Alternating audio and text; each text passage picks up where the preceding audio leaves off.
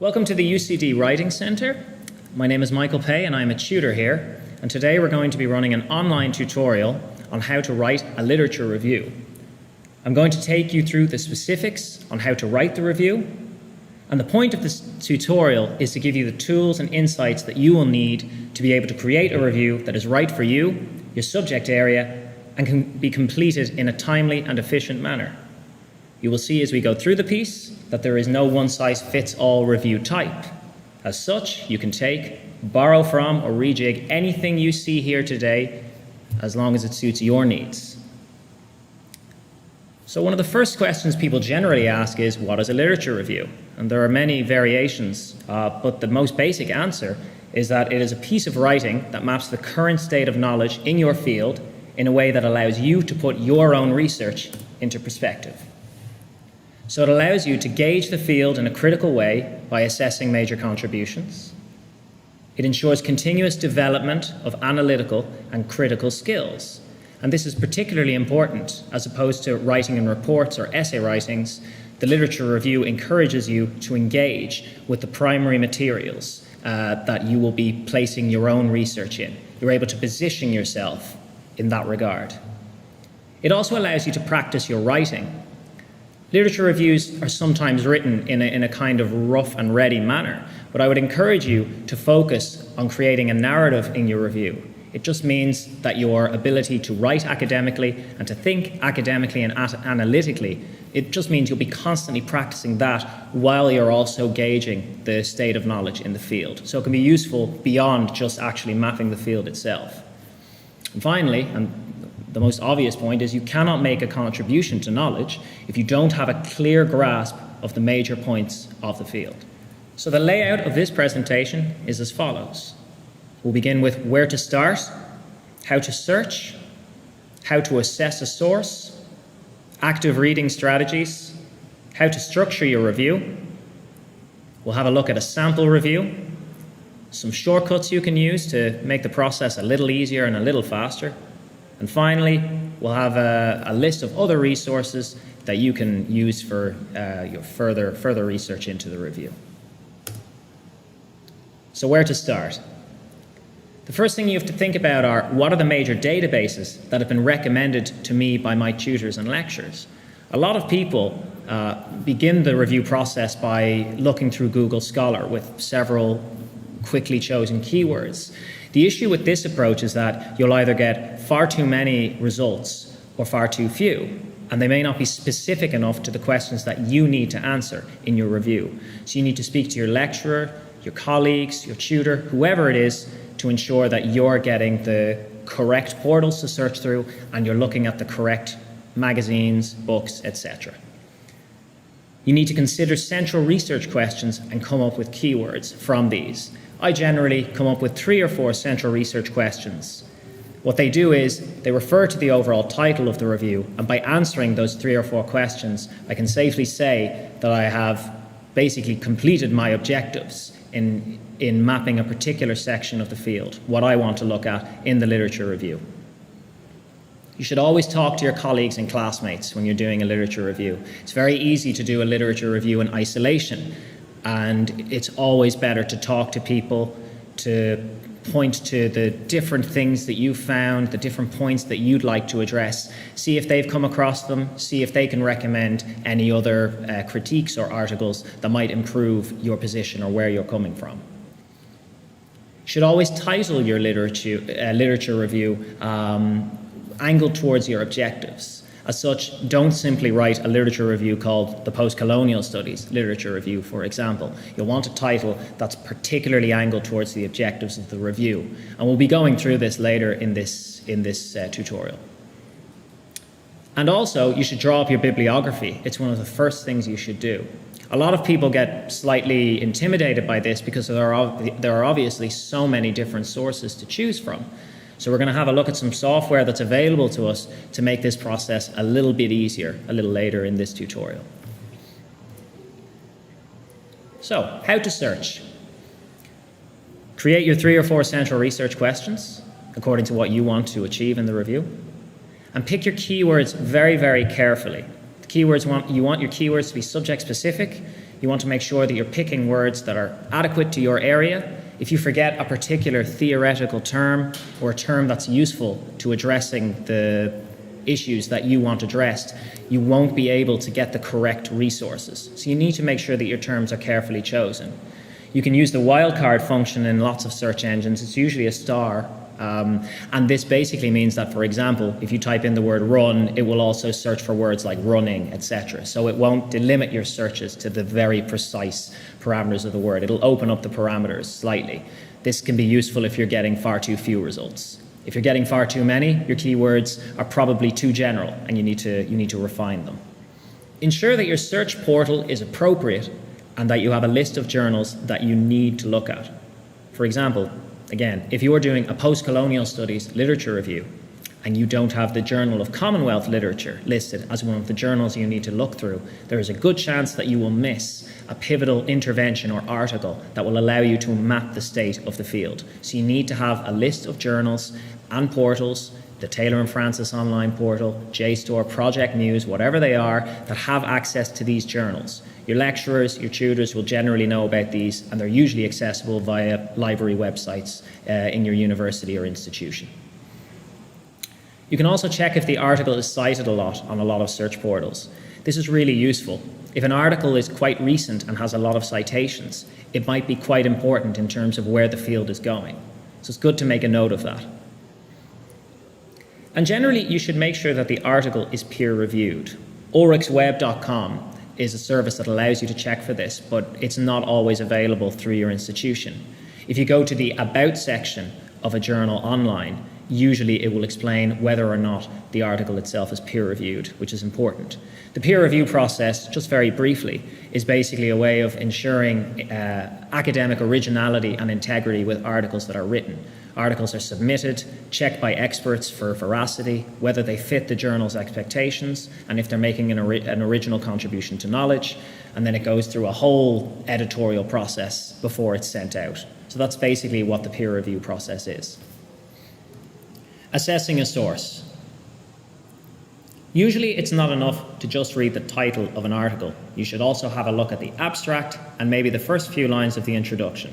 Run this against your keywords and central research questions, and if they match, make a note that you will possibly be using it in your literature review piece. At this stage, remember, we're just assessing what sources we want to use, so just to make a note of that.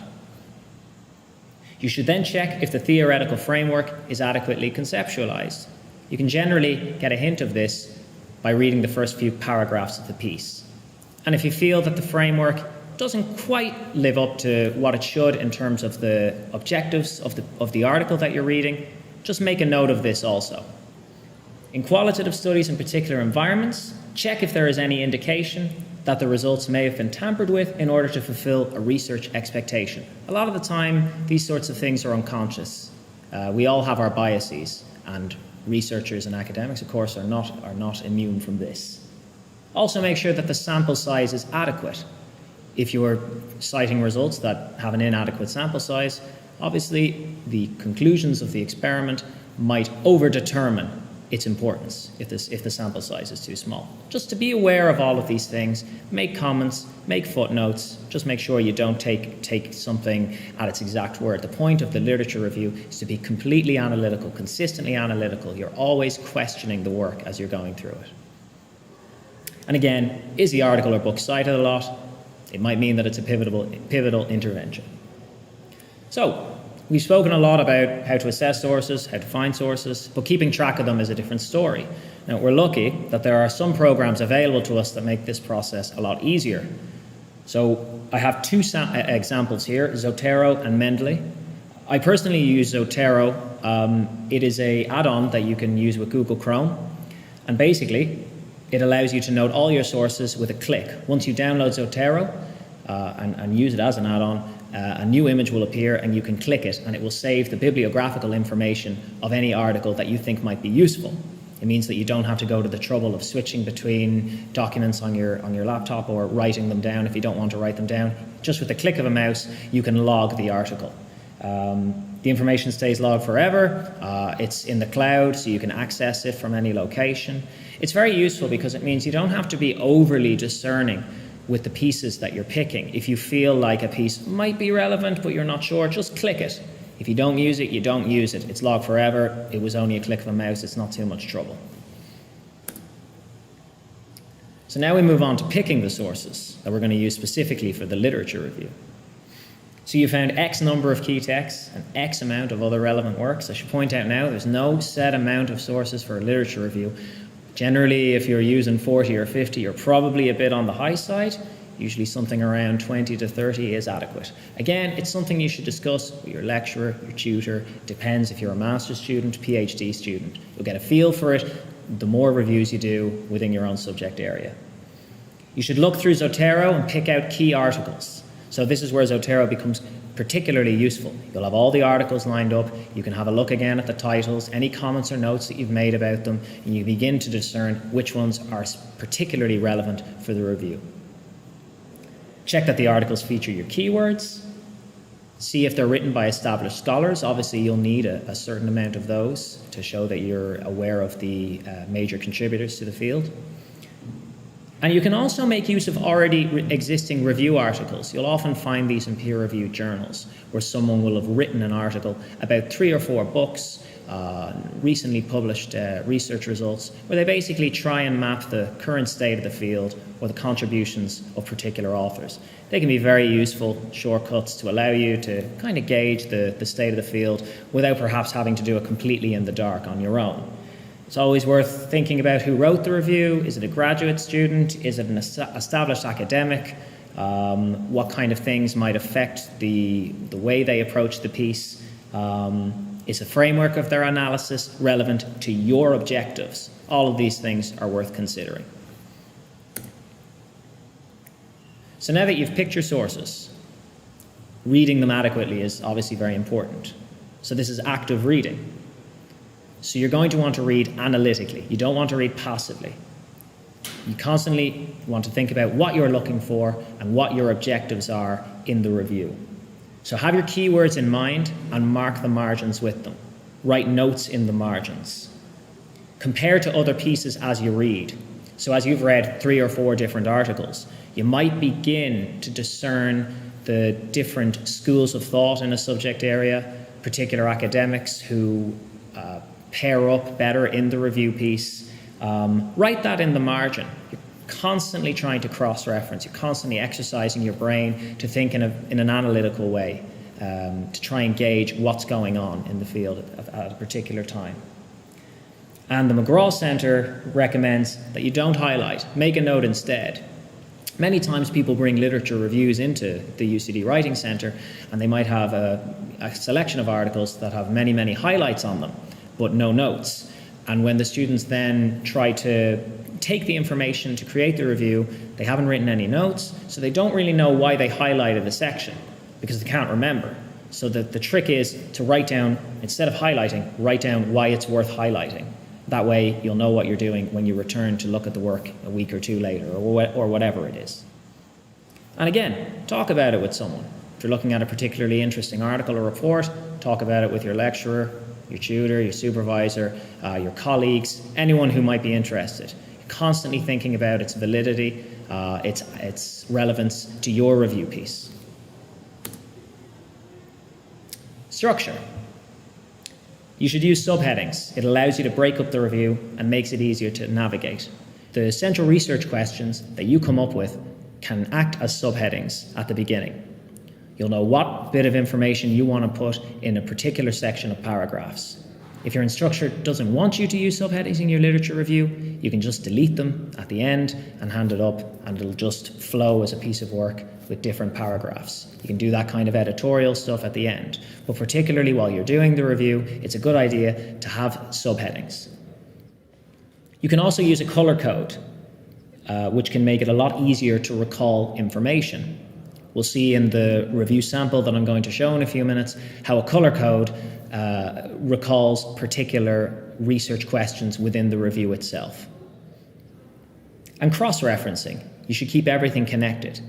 Constantly bring up other critics, other positions. Try and gauge how critics rub off each other. the particular ways that they might look at a subject in comparison to other critics. That's the point of the review. You're comparing and contrasting in order to position yourself in the field. You should only use essential quotations. This is particularly important. A common mistake is that people use lots of block quotations, and their argument is that the critic's work is too complex to be broken down into paragraphs. And that's understandable, but the issue is that you simply won't remember or really understand what the person is saying if you're just using block quotations. If you can't put it into your own words, the odds are you don't have a great understanding of it. So you need to just slow down, read a chapter, set yourself a challenge, give yourself 3 sentences to summarize the chapter in relation to the other work that you have done. That's the stuff that should go in the literature review. Particularly important quotations you should include, and I'll show you an example of this again in a couple of minutes when we move on to our sample pieces of literature reviews. You should use footnotes and comments. As I said earlier, comments and footnotes just allow you to kind of consider the sources outside of the literature review if you feel that methodology isn't adequate, if you're concerned about the particular biases of a particular researcher. Just a comment just while you're doing the review. You can delete it at the end, or you can keep it for yourself, just for your own little notes outside of the review parameters. And you should have a bibliography as well as a work cited. Your work cited can be the works that you specifically analysed in the review. Your bibliography are the larger works that you might come back to if you want to improve the review in any way, or if you want to double check a source, or read a source that you decided not to use in the review the first time, but that you think at this stage of your research career might actually be worth having a look at. So our first sample is from a post-colonial studies literature review. You should always do an abstract at the beginning of a literature review. The point of an abstract is to basically gauge what the review is about, what are the main points you're going to address, and what is the conclusion that you're going to demonstrate at the end.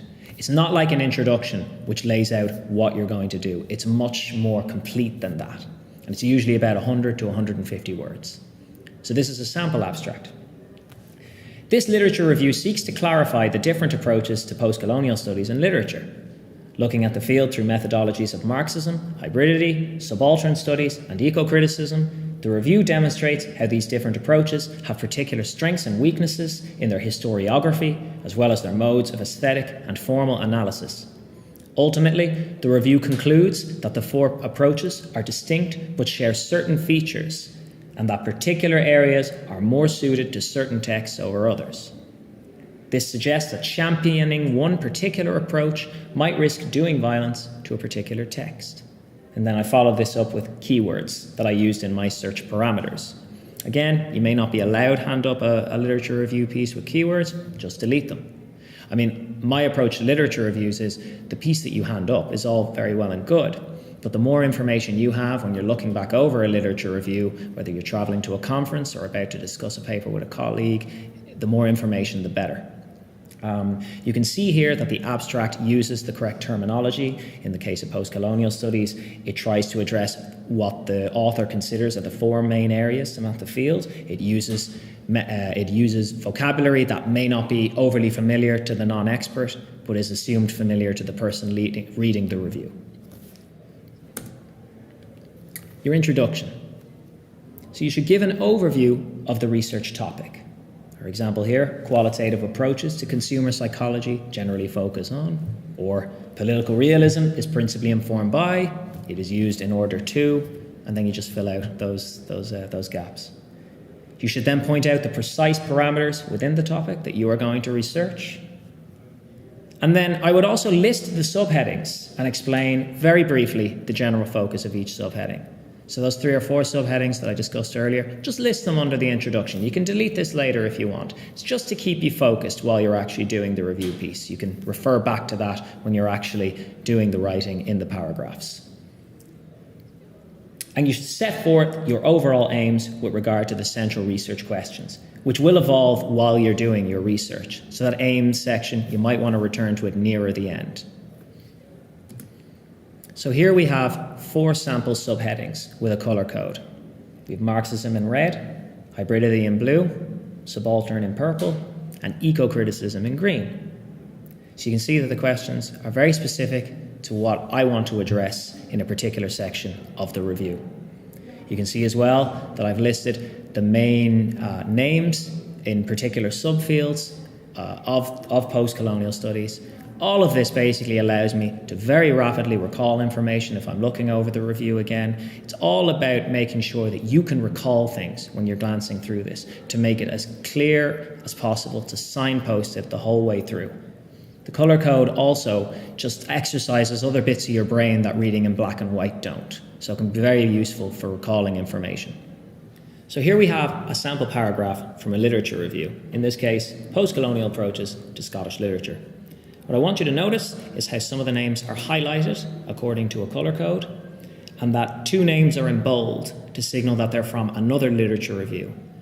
So now what we're seeing is we're cross-referencing between different literature reviews. They're all speaking to our own overall understanding of subject areas. So you're beginning to increase your own pool of knowledge. You're getting more comfortable with talking about work in your field. So I'm just going to read through the piece now. In his introduction to Scottish literature and post-colonial literature, the first comparative collection of its kind, Michael Gardner claims that by learning the lessons of the post-colonial, English literature departments teaching Scottish texts will prevent issues of Celtic laivism, the Scottish greats and canon formation in the English style. Yet investigation suggests that the collection is one of canon authors in the post-colonial framework, perhaps in an effort to call to mind a stability through familiarity, which does not really exist in post-colonial studies, still a hugely contentious field. As Liam Connell suggests, the academic capital of post-colonial theory resulted in Scottish literary academics applying post-colonial models to Scottish literature and culture to widen the interest globally, particularly in North American universities. Yet Scottish post-colonial interventions do recognise the importance of material history and provide provocative readings, particularly in refining the coloniser-colonised dualism in Scotland, as will now be demonstrated. So you can see this is a paragraph that sets up the next paragraph. You can see that there is an essential quotation on the third line, lessons of the post-colonial. The reasons you might want to leave a quotation in are because you think it particularly captures something in a book or article that you're reviewing. So you can see there that you can actually summarise positions in a couple of lines over a paragraph. That's how the review should work. It should be that quick. So now, concluding the review. What are the major trends and who are the major contributors? Just make a note of that. And most importantly, what gaps do you feel can be exploited or require more analysis? Can you contribute? You need to establish this in your concluding section, just to show what was the point of the review in the first place. And finally, you need to ask yourself, is the review worth continuing and updating, or are you happy that any further research would require a wholly new approach? If by the end of your review, when you've concluded it, say you've taken 3 or 4 weeks at it, you're still not happy about it, you need to talk to your supervisor. Don't just try and fix it on your own if you've already spent a substantial amount of time at it. You might need a bit of guidance. They might recommend that you get rid of some critics, incorporate others, maybe a new subject area to look at, that sort of thing. So you should just talk to your supervisor if that happens. So some useful shortcuts. Don't read everything. Take a short note of an abstract with a footnote. That's going back to how we take notes using Zotero. Take little notes while you're using Zotero of particularly useful points. Only list the principal authors below your subheadings. It's just very useful for looking over notes quickly before going into meetings, before going into conferences. You just want to refresh everything. Set a time limit, generally no more than 4 weeks, a couple of hours most days. If it's getting out of control, talk to someone. And you should also look for reviews in major journals, book reviews or review articles that take on a couple of articles or a couple of books, chart a trajectory in a particular subfield of a topic, that sort of thing. I just want to show an example of that now in this book review, Ireland and Eco-Criticism Towards a Trajectory. Now, whether or not you're in this subject doesn't necessarily matter. You'll see reviews like this in peer-reviewed journals. As you can see, 4 books are listed at the beginning, and if you read the opening paragraph, it's a review piece that maps a trajectory. So even if you disagree with the findings, even if you disagree with the methodology, you might find that this particular piece is useful. It probably has other articles that might be of interest to your own work, and it will show you particular directions that the topic is going in that you can look at. So now we just have some other resources that you can have a look at to improve your own literature reviews. Some of these are subject specific, but they're all very useful in their own ways. And the last resource has sample literature reviews for subject specific areas. So you might find your own subject in that particular website. So thank you very much for watching the UCD Writing Centre presentation, How to Write a Literature Review Without Melting Down. And I wish you the very best of luck in your writing.